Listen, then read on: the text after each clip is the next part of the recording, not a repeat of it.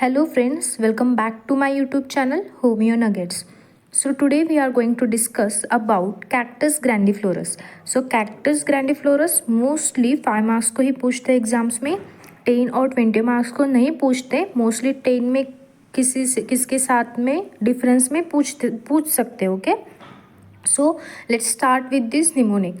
सो cactus grandiflorus में जो सी है उससे बहुत इंपॉर्टेंट सिम्टम्स है. सो ये की सिम्टम्स है वो आपको लिखने हैं एग्जाम्स में.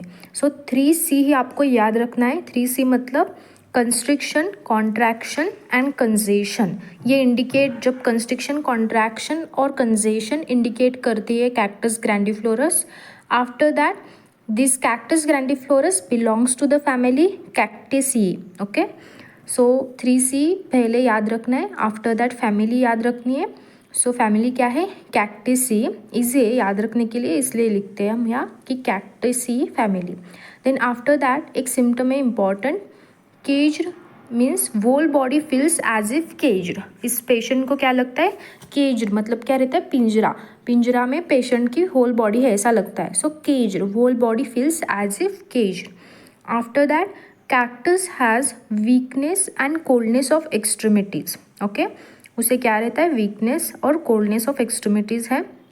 आफ्टर दैट कार्डियोवैस्कुलर सिस्टम, ये एक पर्टिकुलर पॉइंट है, that is cardiovascular system. Because ये 5 मार्क्स में यही पूछते हैं कि कार्डियोवैस्कुलर सिस्टम के बारे में ही पूछते हैं. सो कार्डियोवैस्कुलर सिस्टम में कैक्टस ग्रैंडिफ्लोरस कैसे एक्ट करता है? तो कॉजेशंस मोस्टली ये रहता है रूमेटिज्म. आफ्टर दैट वो पेशेंट को जो भी कार्डियो के रिलेटेड जो कंप्लेंट्स है उसमें उसे सेंसेशन कैसा होता है? Sensation that is sense of constriction, constriction जैसा सेंस है उसे. और आफ्टर दैट और कैसा सेंसेशन है? Normal movement of heart is prevented by iron band as if clasped and unclasped with the iron band. Okay, so ये जो की पॉइंट है ये आपको लिखना है एग्जाम में कि इसका एक पर्टिकुलर सेंसेशन है. सेंस ऑफ कंस्ट्रिक्शन तो है, बट ये बहुत इंपॉर्टेंट है कि normal movement of the heart की normal movement is prevented by iron band as if clasped and unclasped with the iron band. Okay, so ये आप अंडरलाइन भी कर सकते हैं एग्जाम में लिखते समय. आफ्टर दैट सी से ये सारे पॉइंट्स इंपॉर्टेंट है, इजीली रिमेंबर कर पाओगे आप. आफ्टर दैट सी के बाद में सी से और एक पॉइंट है, that is character of pen.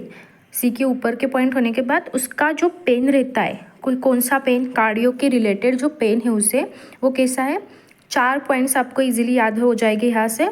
Dull and heavy रहता है, एग्रीवेटेड बाय प्रेशर, प्रेशर से एग्रीवेट होते हैं उसके सिम्टम्स कार्डियो के related. After that leading to suffocation. Okay, cardio में आपने देखा होगा कि मोस्टली सफोकेशन, चेस्ट पेन ऐसे सिम्टम्स हम अक्सर देखते हैं ना. सो इसमें भी वही सिम्टम्स है, कुछ अलग नहीं है, बस कैरेक्टर हमें लिखना है, पेन का character. So dull and heavy, aggravated by pressure, leading to suffocation, apex of the heart shooting down to left arm and the finger. So ये देखो, ये जो पॉइंट है लास्ट का 4th पॉइंट, यहाँ आपकी रेमेडी डिफरेंशिएट होती है. ये स्पेसिफिक है ना कैक्टस के लिए, कैक्टस ग्रैंडिफ्लोरस ये जो रेमेडी है इसमें एक स्पेसिफिक कैरेक्टर ऑफ पेन कैसा है? अपेक्स ऑफ द हार्ट का जो अपेक्स है shooting down to the left arm and finger. Arm से हार्ट का जो अपेक्स का एरिया है वहाँ से लेफ्ट आर्म तरफ पेन जाता है. आफ्टर दैट लेफ्ट आर्म से लेफ्ट जो फिंगर्स है उस तरफ उसका पेन बढ़ता है. ओके, सो ये 4 पॉइंट्स आपको याद रखने हैं. Character of pain, dull and heavy, aggravated by pressure, leading to suffocation and apex of the heart shooting down to the left arm and the finger. After that ये जो सारे C के points हो गए. आफ्टर दैट ए से क्या आता है? Elements from rheumatism, damp weather and disappointed love. Okay, elements from, आपको पता है एलिमेंट्स फ्रॉम का मीनिंग क्या है? मैंने पहले भी वीडियो में ये बताया था कि एलिमेंट्स फ्रॉम मतलब क्या रहता है. सो ए फॉर क्या आएगा? एलिमेंट्स फ्रॉम, उसमें 3 पॉइंट्स हैं, एक rheumatism, second damp weather and third is disappointed love. उसके बाद इसके जो मोडालिटीज़ है ना वो क्या है? It is aggravated at 11 AM और PM एंड लाइंग डाउन. मतलब उस पेशेंट्स को एग्रीवेशन लाइंग डाउन से होता है. और टाइम मोडालिटी है यहाँ पे 11 AM और PM. ओके, आफ्टर दैट एम्यूलरेट अच्छा किससे लगता है उसे, स्लीप और रेस्ट से अच्छा लगता है। आफ्टर दैट टी, टी से क्या आता है, so T for there is vertigo on deep breathing. Okay, so deep breathing करने से उसे वर्टिगो के सिम्टम्स दिखते हैं, there is vertigo on deep breathing. After that S, S से क्या आएगा, sensation of cord tightly tied around the lower part of the chest. So क्या है यह, सेंसेशन ऑफ कॉर्ड, ऐसा सेंसेशन रहता है कि lower part of the chest जो है वहाँ किसी कॉर्ड से टाइटली टाइड किया हो, ऐसा सेंसेशन उस पेशेंट को रहता है। So sensation of cord tightly tied around the lower part of the chest.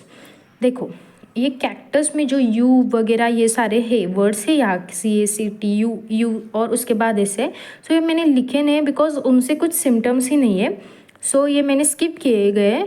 ऐसा याद जो नहीं है वो लिखा ही नहीं है, मेंशन ही नहीं किया है मैंने। जितने वर्ड्स से जितने निमोनिक्स होते हैं उस रेमेडी में उतने मैंने यहाँ मेंशन किए। ओके, सो यू वगैरह आप मतलब ये देखने के बाद आपको याद ही नहीं रहेगा कि यू है था वगैरह, जो है इस वीडियो में जो दिखाया है वही आपको याद आएगा। ओके, इसलिए मैंने स्किप किया, यू से नहीं है उसे उसके आगे डैश लगा वगैरह ये नहीं किया मैंने। सो एफ फॉर क्या होगा, fluttering palpation day and night. उसे पाल्पेशन कैसा है, फ्लटरिंग पाल्पेशन है, fluttering palpation day and night, worse when walking and lying on left side. Okay, after that F for fear of death, believes that the disease is incurable. Okay, so इसे F से ये 2 points है, fluttering palpation वाला एक, after that fear of death.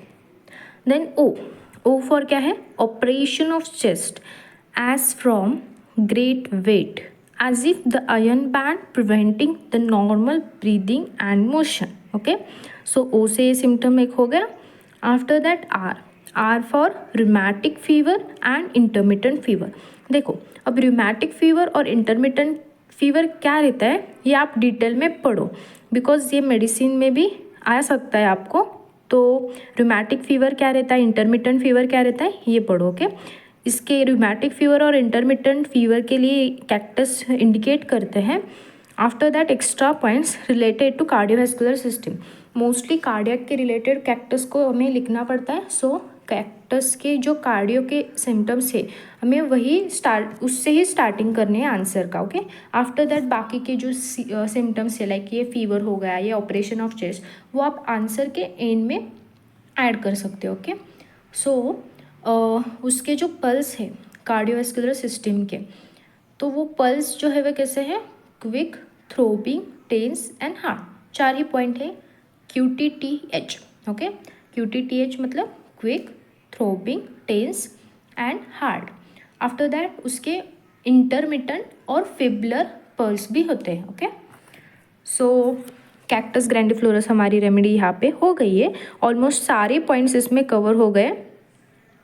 Easy याद रखने के लिए सी से ही ज़्यादा तो पॉइंट्स है और वो मोस्टली हार्ट से ही रिलेटेड है। ये केज वाला पॉइंट और ये उसका सेंसेशन वाला पॉइंट ये की पॉइंट्स है। आफ्टर दैट बाकी सारे पॉइंट्स आप ऐड कर सकते हैं और उसके पल्स ये सारे पॉइंट्स पहले ऐड करने, आफ्टर दैट जो निमोनिक्स से आपको जैसे जैसे याद होता है वैसे आप पॉइंट्स ऐड कर सकते हो। Okay, so thank you so much guys and we will meet in the next video. All the best.